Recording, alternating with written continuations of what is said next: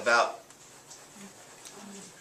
3 years ago, I volunteered to teach a course in painting at Horizon House. Horizon House is a local mental health clinic.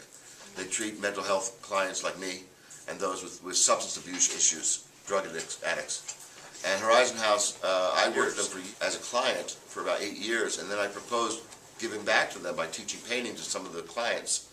And that went very well. I had really high marks. After about 12 weeks, we folded it up. And then this opportunity came out of Horizon House. They decided they wanted to invest in a full-time art program. And I was tapped for it really from the beginning. I was one of the first employees.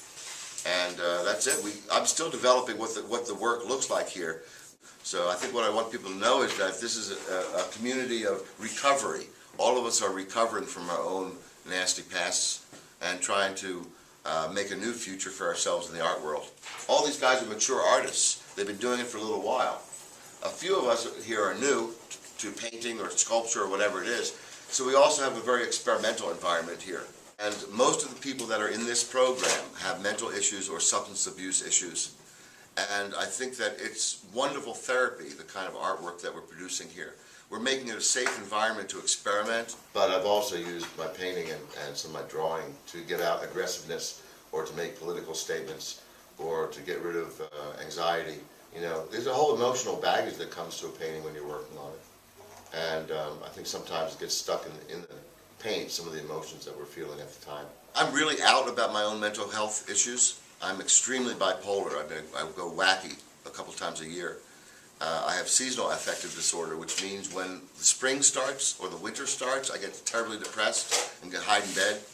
So I have to fight those things. For the most part, my inspiration comes out of my imagination, from nightmares, from dreams, everything.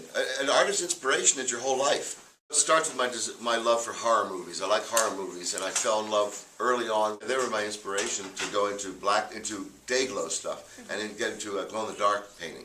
And from glow-in-the-dark, I just realized that I was very limited on my palette. I didn't have many colors to use. So I kind of made a leap of imagination to fluorescent painting. And also day glow colors. These colors are the brightest colors you can mix. You can't get brighter than day glow. From my imagination comes forward almost like hypnosis or a daydream.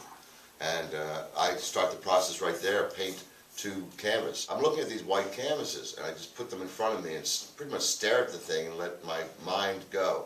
Free association, until I pretty much see an image, like an after image, almost like you stared at the sun or you stared at a painting a long time. I see that on the canvas, and that's where I start. I plan on doing some more dark subjects too. I've been doing, like, I went through Madonna's and Child and crucifixions and all those Christian themes for about 5 years. And now I'm getting into more Eastern. I don't really have a finishing procedure or a way that I celebrate when I'm done a piece or anything. In fact, I often feel kind of depressed after having finished a piece because it takes me a while to get inspiration for the next start. Influences. Art is like a universal language. It's really very good for expressing yourself when you have those mixed emotions like anger, fear. If you're suicidally depressed and you can pick up a pencil, it may help. You know, and I found that just the actual act of pushing paint around on a canvas is very relaxing for me. I get focused, but at the same time I'm out of my world. I don't really pay attention to my problems while I'm pushing paint around. And so I think the position of art as therapy, I recommend it to anyone.